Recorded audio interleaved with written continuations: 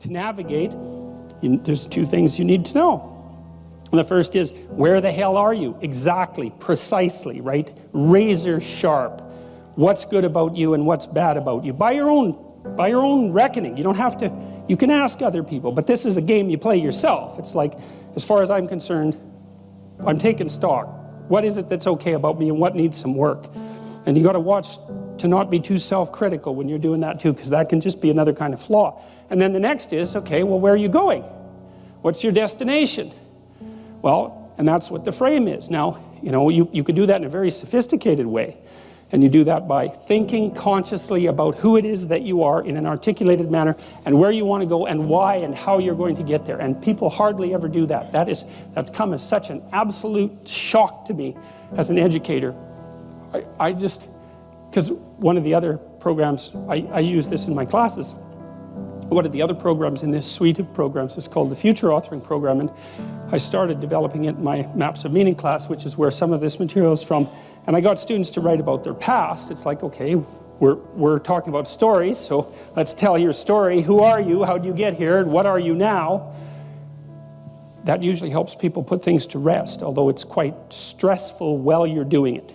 Stress goes up when you're doing it, and maybe you feel miserable for a couple of weeks, and then stress goes down and it stays down. So that's also why people don't do it, because who the hell wants to have their stress go up? But if it's temporary, it's a sacrifice. So then the next issue is, well, where are you going? And one of the things that, and this I cannot understand.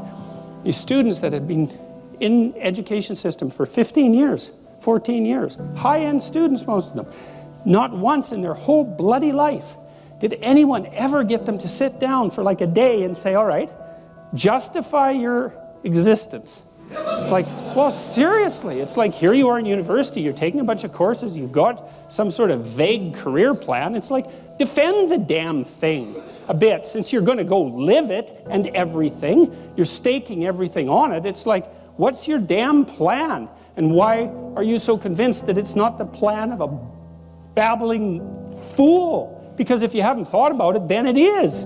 And if you really want to go out there and live that out, one of the things Carl Jung said was that you're in a story, whether you know it or not.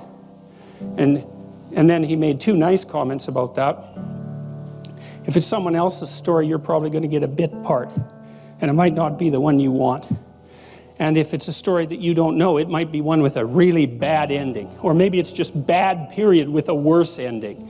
And if you don't know what the story that you're living out is, maybe that's the one. Maybe you got that from your mother, you got it from your grandmother, you got it from your aunt, or God only knows where you picked it up, because you pick up things like mad, because that's what human beings are like. So maybe you're living a malevolent tragedy unconsciously. And then one thing you might ask yourself is, well, how wretched and miserable is your life? Let's add futile to that. How wretched, miserable, and futile is your life? And you might say, well, yeah, 70% on each count. It's like, then you're probably unconsciously living out a malevolent tragedy. And maybe that's not for the best. Well, it's either that or the whole universe hates you.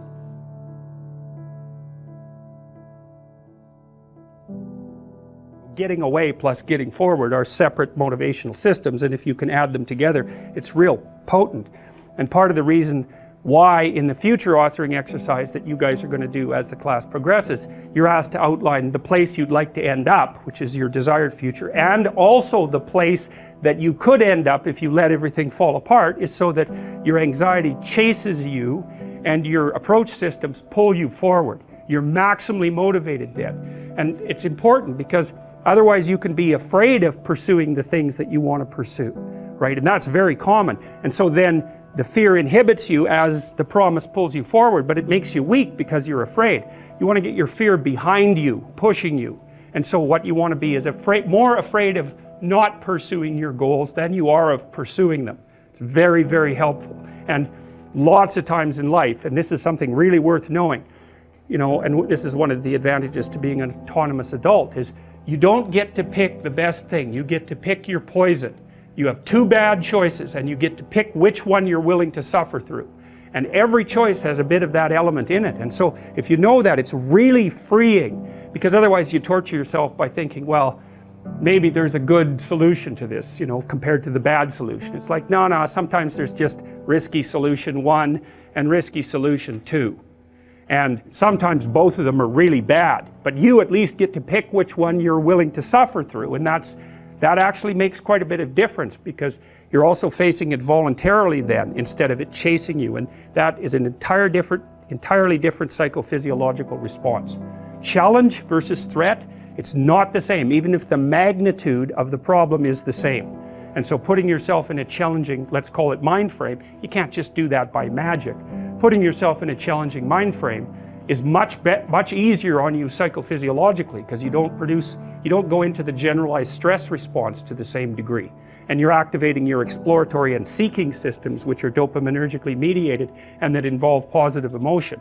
So if you can face something voluntarily rather than having it chase you, it's way better for you psychophysiologically. So that's partly why, well, it's worthwhile to go find the dragon in its lair instead of waiting for it to come and eat you. So, and especially when you also add the idea that if you go find the dragon in its lair, you might find it when it's a baby instead of a full-fledged bloody monster that is definitely going to take you down. And so that's part of the reason why, well, there's a whole bunch of things that emerge out of that observation, like don't avoid small problems that you know are there. Face them, because they'll grow into big problems all by themselves. And you can think about, imagine the tax department sends you a notification. You owe them like $300. Well, it's you know, that's annoying. Maybe you don't even want to open the letter. Or maybe if you do, you just put it on the shelf. But that damn thing doesn't just sit there like a piece of paper on the shelf, right? You ignore that for 5 or 6 years, it's going to become attached to all sorts of horrible things. And if you ignore it long enough, you get the idea. It's going to turn into something that is completely unlike the little piece of paper that it's written on. And many problems in life are like that. You'll see that they pop their ugly little head up, and you know, and you might want to turn away. You might not want to think about it, which is the easiest way of turning away, right? You just don't attend to it. It's not like you repress it or anything like that. You just fail to attend to it. And that's as a long-term strategy, it's dismal.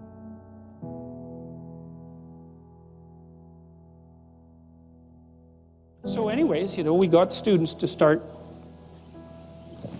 writing in detail about not what they wanted. It's not a career thing, because that's the closest people usually get, is they have a career plan. It's like, no, it's not a career plan. That's peripheral. Important, but peripheral. It's like, all right, you got 3 years, man. You're going to live them anyways. Devote those 3 years to setting the world up around you so that it's the best it could possibly be for you, as if you were taking care of yourself, as if you cared for yourself. Well, what would that look like? You know, let's say, just for the sake of argument, if you figured out where you were, that you could have what would be best for you. Well, what is that? I bet you never asked. People don't ask, and so life comes at them like random snakes, and they sort of fend them off, and life goes by, and things don't work out the way people expected them to. But a huge part of that is they didn't know where they were because they wouldn't look, or didn't know that they should look. Ignorance and willful blindness, right? 2 great catastrophes.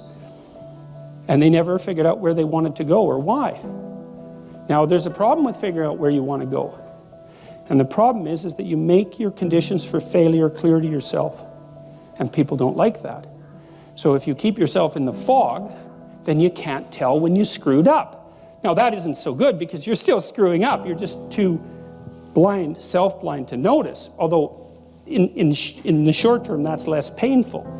If you make your criteria for success razor sharp, then you know every time you screw up. But that's great, because then you could fix it. You could either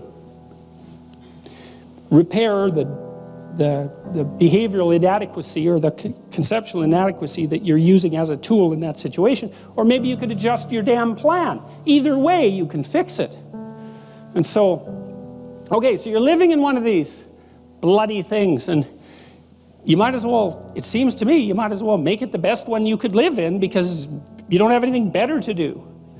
Now, if you don't do that, if you don't do it consciously, and this is what the psychoanalysts pointed out, is that you have innumerable quasi-autonomous subsystems that make you up, that will generate stories impulsively, and you'll just act them out. And you know that because you watch yourself over 2 weeks and you think, Jesus, I did a lot of stupid things in the last 2 weeks.